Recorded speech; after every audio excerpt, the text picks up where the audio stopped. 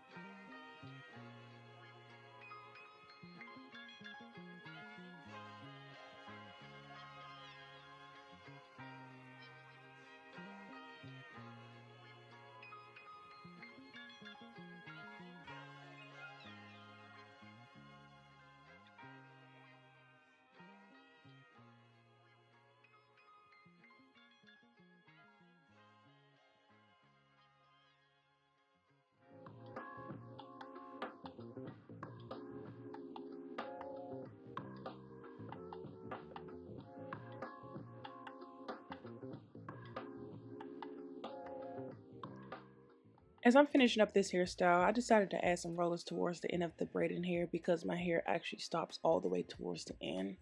I did not want to leave it straight because it would defeat the purpose and it wouldn't even match the hairstyle. But as you can see, I'm just applying some leave-in conditioner. This is the trick so your hair is lightweight. Wash your hair. Once you get it done, if you decide to get it installed by someone else or if you decide to do it yourself, wash your hair right afterwards. You're not going to mess it up. Please wash your hair. You will actually see the true texture of whatever hair that you have.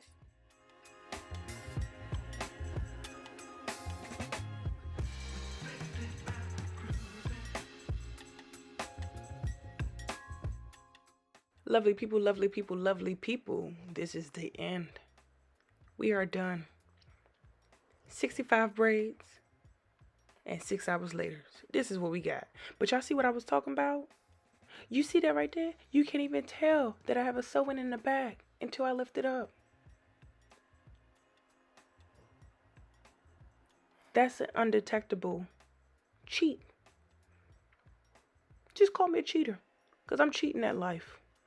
I don't have the time or the patience anymore to be sitting here braiding my hair. I just don't.